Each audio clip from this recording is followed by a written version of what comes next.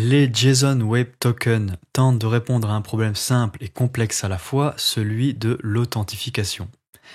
Je suis sur mon ordinateur et je voudrais me connecter à un serveur, à une application.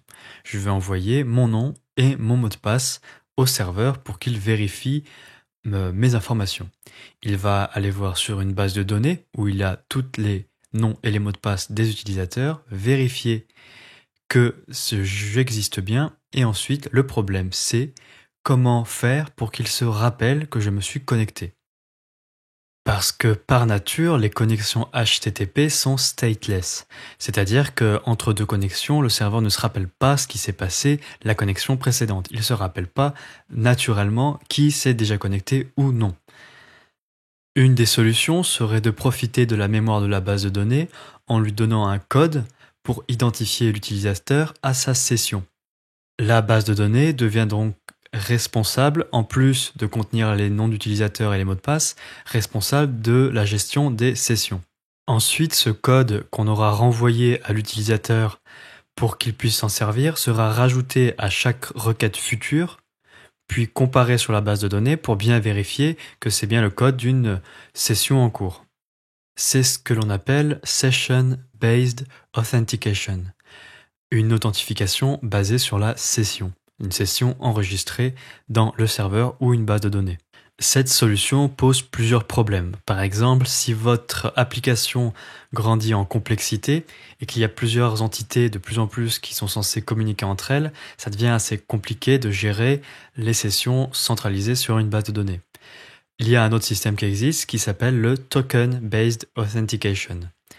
Les sessions gérées par jetons. Cette fois, on n'utilise plus de base de données pour faire persister la session, mais on va déléguer cette responsabilité à l'utilisateur. C'est l'ordinateur de l'utilisateur qui va gérer lui-même l'authentification. Pour ça, dans la réponse à la connexion de l'utilisateur, on va envoyer un code, un JSON Web Token. Alors, au lieu de dire code, pour pas nous emmêler, je devrais plutôt dire jeton.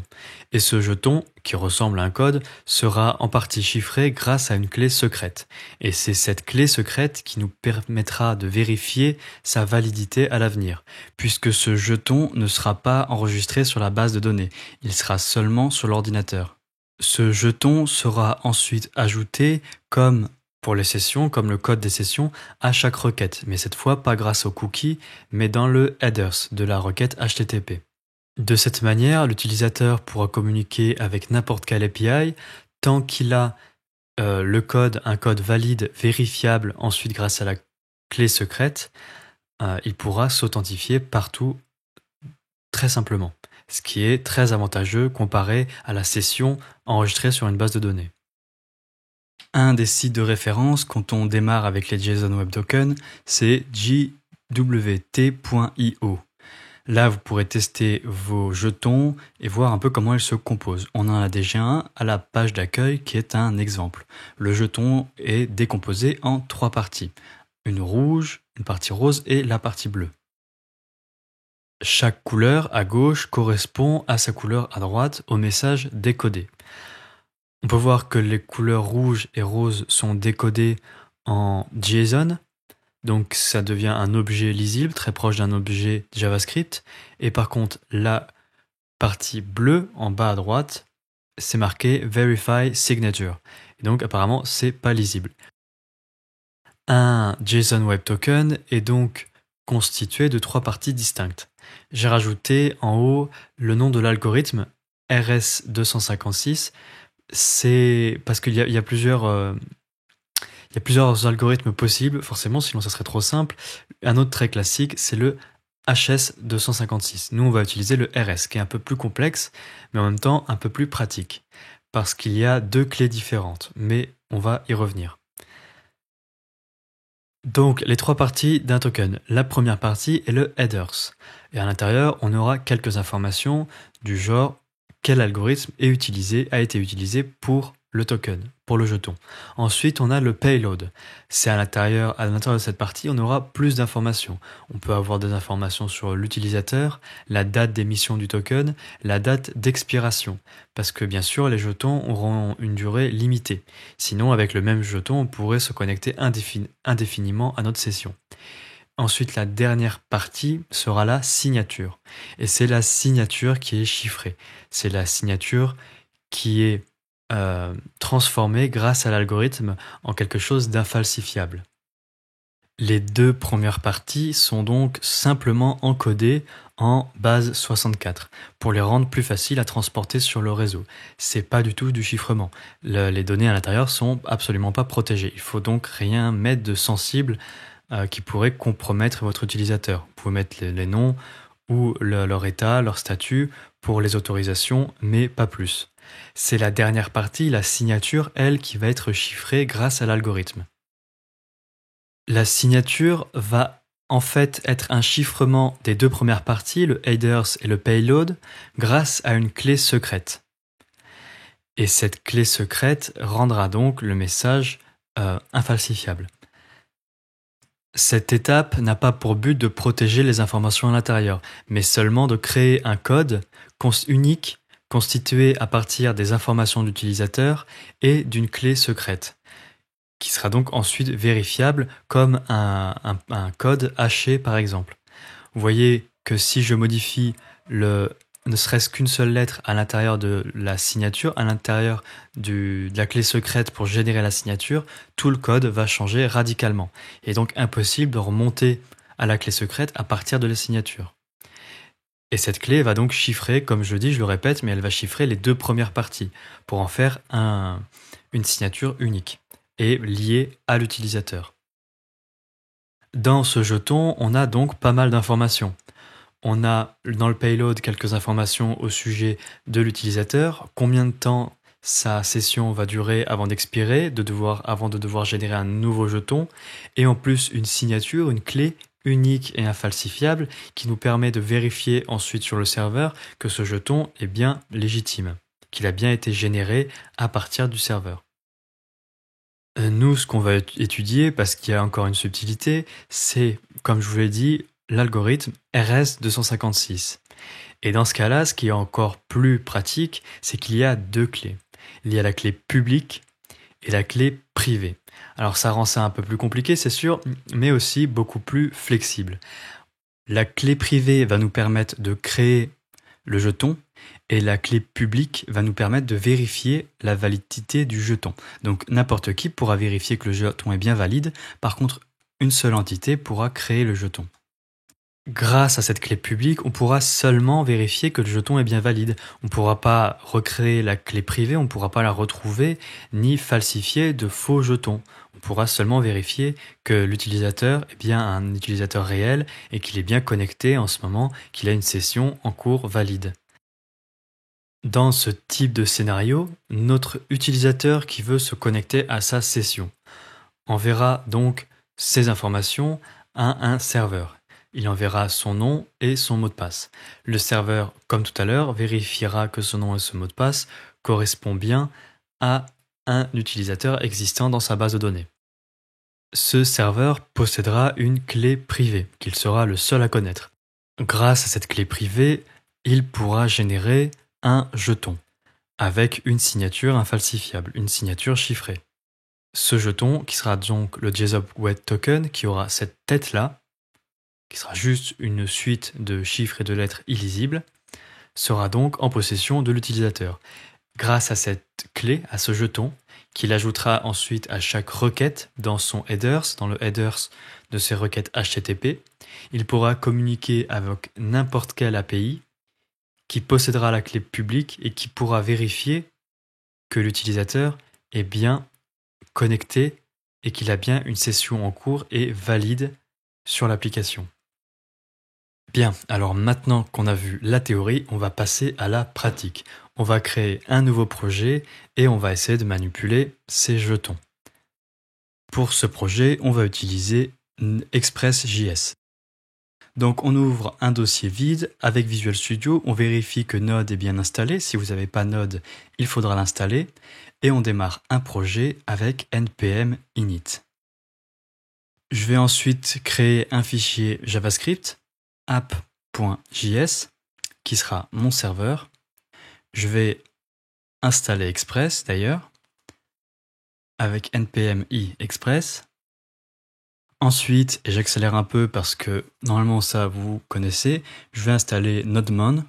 Moi, je l'ai déjà installé donc je ne vais pas le réinstaller, sinon vous faites npm i-g Nodemon. Ce package va nous permettre de faire tourner notre application et de le relancer à chaque modification du projet. Ensuite, je vais aller sur le site express.js, copier-coller le boilerplate pour créer un simple serveur. Une fois ce code ajouté, j'ai plus qu'à faire nodemon app.js pour démarrer mon serveur. Je vais très vite sur l'installation parce que vous devriez être familier avec ce genre d'étapes. Si vous ne les connaissez pas bien encore, vous en faites pas, vous allez les répéter souvent si vous vous servez d'Express. Pour terminer, on va installer une extension très pratique qui s'appelle Thunder, qui va nous permettre de faire des requêtes à notre serveur. L'application s'appelle Thunder Client. Je l'ai déjà installé. Si vous ne l'avez pas encore, je vous conseille de l'installer. C'est vraiment génial. Ça a le même rôle que Postman, pour ceux qui connaissent Postman. On va d'ailleurs ouvrir l'extension et créer une nouvelle requête. L'extension se trouve sur la gauche. Vous cliquez sur New Request et on va faire glisser ce nouvel onglet sur notre droite pour nous faire un peu de place, pour y voir un peu plus clair. Dans la barre qui ressemble à une barre de recherche, vous allez pouvoir mettre l'adresse sur laquelle vous voulez envoyer votre requête. Et sur la gauche, vous choisissez le type de requête. Là, on envoie une GET request sur notre localhost. Ça ne marche pas évidemment parce que j'ai pas enlevé les 3 W. Et sinon, on envoie une requête et on a bien en réponse le Hello World qui est la réponse de base du boilerplate qu'on vient de coller dans notre application. Et là, c'est formidable, en quelques instants, on a un petit serveur sur lequel on va pouvoir s'amuser et faire des expériences avec nos jetons. Pour commencer, on va reproduire un système de login. Quand l'utilisateur nous envoie son nom d'utilisateur et son mot de passe pour se connecter. Je vais créer une constante users et à l'intérieur, je mettrai plusieurs objets et pour chaque objet, il y aura un utilisateur. Donc je vais créer seulement un utilisateur. Normalement, bien sûr, vous auriez ça dans une base de données et je vais rajouter un mot de passe et bien sûr, vous n'auriez pas le mot de passe normalement comme ça en texte, mais chiffré. Enfin, pour l'exemple, vous avez compris le principe. Mot de passe 1, 2, 3, 4, il n'y a pas mieux. Une fois mes utilisateurs créés, je vais pouvoir créer un nouveau chemin d'accès pour que le client puisse essayer de se connecter. Ce sera donc pour une requête POST, puisque dans la requête POST, il nous enverra ses identifiants dans le body de la requête. Le chemin d'accès sera auth, ce qui est généralement avec ce chemin qu'on utilise pour authentication, l'authentification. Je vais utiliser la décomposition, le destructuring, pour récupérer le nom et le mot de passe du body de la requête, qui sera donc sur le rec.body. Pour pouvoir lire le body, qui sera envoyé sous format JSON, je vais devoir rajouter un middleware, sinon on va avoir un problème. Donc au début de mon code, je vais rajouter app.use, qui va appliquer un middleware sur l'ensemble de l'application, sur toutes les requêtes, et le middleware sera express.json. Avant, on avait le body parser, et maintenant, il est directement dans Express. Il n'a plus besoin de télécharger body parser ou de s'embêter avec ça. Une fois le middleware en place, je vais faire un petit check pour voir que tout fonctionne. Je vais simplement mettre 2 console log avec un pour le nom, un pour le mot de passe, voir juste si tout passe bien. Je vais envoyer donc ensuite une requête post. Je vais changer l'adresse pour mettre auth et rajouter dans le body le contenu en JSON, donc avec un nom et un mot de passe, qui serait le nom et le mot de passe dans le formulaire si vous aviez une page HTML ou une application que l'utilisateur utiliserait pour s'authentifier. Donc je vais envoyer le nom de John et le mot de passe, toujours 1, 2, 3, 4. Une fois les informations rentrées, je vais pouvoir envoyer ma requête et je vais tomber sur un 404 cannot post/auth. Et le problème va être tout simplement que j'ai pas mis le bon chemin d'accès. Je vais rajouter le slash devant mon chemin d'accès. Et cette fois, ça va presque marcher. Donc cette fois, il y a bien je trouvais le chemin d'accès, mais j'ai encore fait une erreur. Déjà, j'ai pas mis fin à la requête en mettant rec.end. Et bien sûr, le console log, il faudra que je rouvre ma console pour pouvoir voir le résultat. Je rajoute donc res.end pour que la requête reste pas en suspens comme tout à l'heure. J'ouvre mon terminal et déjà on peut voir que la requête a bien fonctionné tout à l'heure. J'ai bien mon nom et mon mot de passe qui étaient dans le body de ma requête. Si je la renvoie, ça fonctionne, le console log fonctionne, il est bien récupéré dans la fonction callback dans mon application. Pour finaliser la logique de l'authentification, je vais créer une fonction qui va me permettre de vérifier que le nom et le mot de passe qui m'ont été envoyés dans la requête post correspondent bien à un utilisateur dans ma liste d'utilisateurs. Pour ça, je vais utiliser la fonction SOM, juste pour voir, qui va me renvoyer un booléen pour me dire si oui ou non, il y a un utilisateur, un objet qui correspond à les conditions que je vais lui donner. Les conditions étant bien sûr que le nom corresponde au nom d'un des utilisateurs et que le mot de passe soit correspondant également. Une fois cette vérification mise en place, je vais pouvoir répondre à l'utilisateur de manière appropriée. Soit il y a un utilisateur qui correspond et donc je vais pouvoir lui renvoyer les informations qu'il demande. Si aucun utilisateur, je vais lui renvoyer un message d'erreur. Vous vous en doutez, dans une vraie application, la logique serait un peu plus complexe. Mais là, pour l'exemple, ça marche plutôt bien. Donc, on va renvoyer en réponse à cette requête, res.send, on va renvoyer est-ce que c'est valide ou non. Notre constante valide, qui devrait être true ou false. Et c'est bien true si on envoie le bon mot de passe et le bon nom d'utilisateur. Et c'est false si on a un password qui ne correspond pas. Donc maintenant qu'on a mis en place cette logique, on va bientôt pouvoir utiliser enfin les JSON Web Tokens. C'est comme ça, quand même pour ça qu'on est là. On va créer une condition. Si l'utilisateur est valide, on va lui répondre quelque chose. Et cette fois, notre but, ça va être enfin d'envoyer un JWT.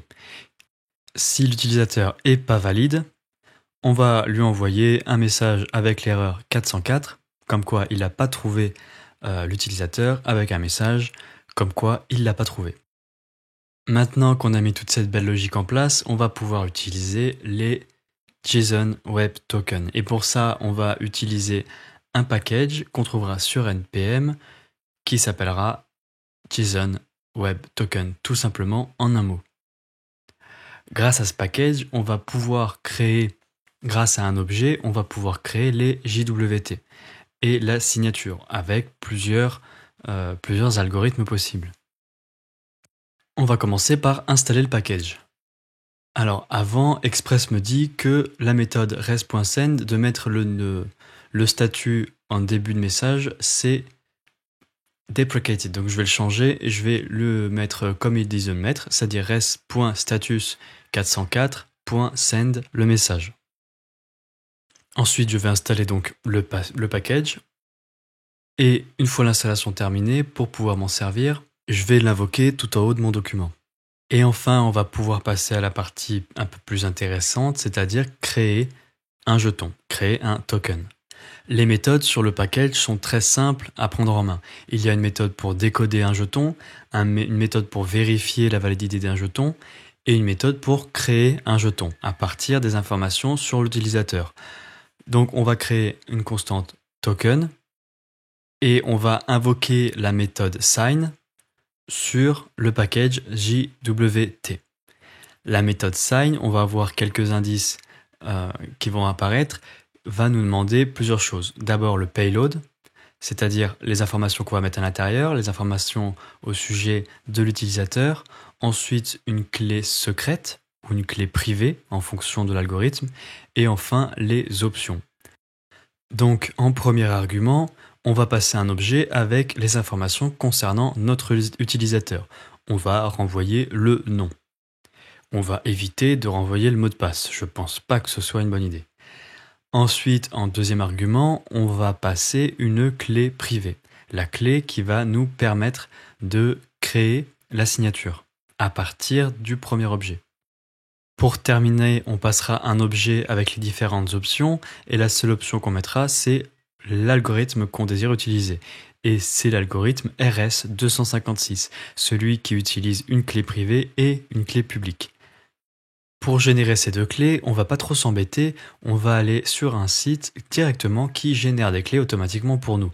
Alors il y a pas mal de solutions pour générer des clés, certainement aussi des plus sûres que de prendre un site public et ouvert à tous. Il y a des packages que vous pouvez trouver en ligne pour faire ça de manière un peu plus privée. Nous, c'est pour la démonstration, donc on va pas trop s'embêter. On va utiliser une clé générée aléatoirement et on va les copier-coller directement dans notre code. C'est pareil, normalement, vous vous en doutez bien, on ne mettrait pas les clés privées et publiques comme ça, en plein milieu de notre code, n'importe comment. Tout ça, c'est juste une démonstration. C'est juste pour expérimenter, voir vraiment comment ça marche, le manipuler un peu, ça nous permet d'avoir une vision un peu plus claire du fonctionnement des jetons. Une fois ces deux clés ajoutées à notre code, on va pouvoir commencer à générer des jetons.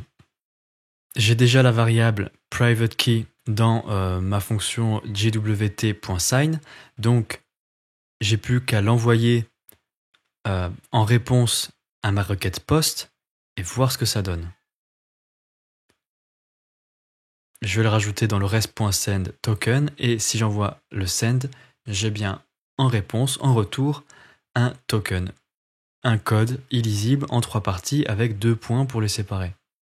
Et donc là, on a déjà pas mal avancé. On a créé un petit système d'authentification et on répond au login d'un utilisateur avec un JSON Web Token. On peut vérifier si on le décode, on va bien retrouver le nom de notre utilisateur à l'intérieur.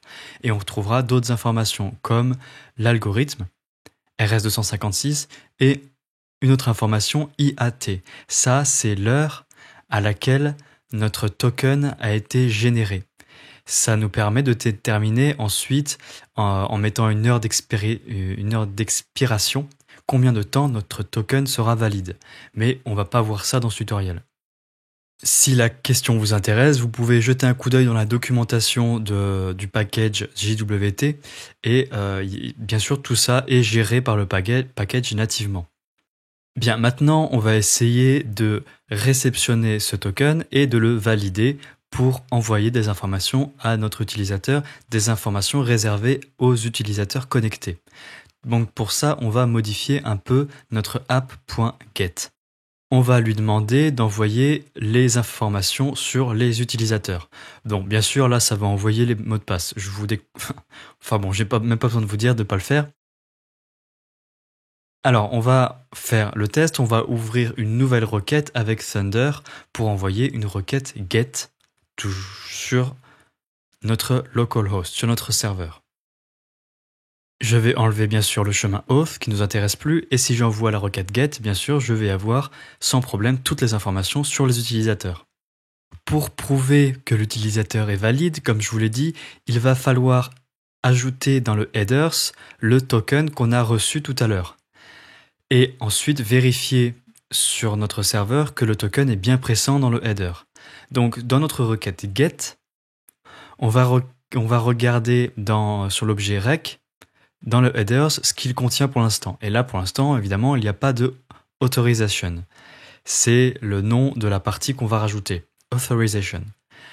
Donc on va regarder s'il y a un token. On va enregistrer ça dans une constante. Et pour retrouver le token, on va aller voir dans le headers, donc rec.header.authorization. C'est une convention, elle s'appellera toujours comme ça. Ensuite, juste pour voir, pour l'instant, on va faire un console log, voir ce que ça donne. Pour ajouter un header avec Thunder, donc rajouter le header dans ma requête, je vais tout simplement aller dans l'onglet headers, rajouter authorization, il est déjà normalement suggéré parce que c'est un header assez classique. Et dans les values, je vais rajouter un token. Là, je vais mettre un truc au pif, juste pour voir ce que ça donne. Si j'envoie une GET request, je vais bien avoir le console log de mon token qui a été récupéré dans mes headers. Bien, alors ce token, on va falloir le décrypter, il va falloir essayer de le valider. Et pour ça, bien sûr, on va toujours utiliser notre package JWT. On va utiliser la méthode bien nommée jwt.verify. On va lui passer donc le token, comme c'est suggéré, et la clé privée. La clé publique, puisque on est en RS256. On a une clé privée et une clé publique. La clé publique va suffire à le décrypter. Enfin, à le valider. On ne va pas vraiment le décrypter, on va juste confirmer qu'il est valide. Ensuite, je vais passer une fonction callback qui s'exécutera une fois que cette clé aura été vérifiée. Donc j'ai en deux arguments, soit l'erreur, soit le message décodé. Si j'ai une erreur, c'est que le token n'est pas valide. Et donc, je vais renvoyer en réponse, bien sûr, une erreur. Une erreur comme quoi l'utilisateur n'est pas autorisé à accéder à ces ressources. Donc, comme on a fait tout à l'heure, res.status. Cette fois, je vais le passer le statut 401, qui est le statut pour dire qu'un chemin n'est pas autorisé, .send, et le message unauthorized, non autorisé. Par contre, si le message est bien décodé, je vais pouvoir envoyer res.send, je vais envoyer les informations sur les utilisateurs. On va faire un premier essai et du coup, pour faire le premier essai, je vais récupérer le token qui m'a été envoyé au début, celui qui confirme mon inscription. Je vais le copier et le coller dans le headers. J'envoie ma requête et j'ai bien en retour les utilisateurs. Donc la clé a bien été confirmée, elle a bien été reçue, décryptée. Et voyez, si je change un caractère, je vais recevoir une erreur 401 qui me dit que je ne suis pas autorisé à accéder à ce contenu. Et c'est là toute l'essence des JSON Web Tokens. Ça nous permet de confirmer qu'un utilisateur a le droit d'accéder aux informations du serveur parce qu'il a cette clé, ce jeton. Bien sûr, on ne va pas s'amuser à écrire cette logique à chaque fois qu'on a une requête à gérer. On va créer un middleware qu'on appliquera à nos routes. Je vais aller assez vite pour la création du middleware parce que ça reprend la logique qu'on vient de voir. Donc je copie-colle la logique qu'on vient de voir dans le middleware. Je remplace res.send par next. Si tout se passe bien et que tout est en ordre, next pour continuer la logique, et je remets res.send dans mon app.get de base, et je rajoute le middleware, bien sûr, avant ma fonction callback. Une fois ces modifications faites, je pourrai encore une fois envoyer mes requêtes get, et ça fonctionnera de la même manière. S'il manque une lettre, je serai pas autorisé à y accéder. Si je veux passer le résultat du token décodé à ma fonction callback dans app.get, si je veux quand même récupérer les informations sur l'utilisateur, je peux les coller à mon objet requête. Donc je peux mettre rec.userToken pour créer la variable userToken et rajouter le message décodé.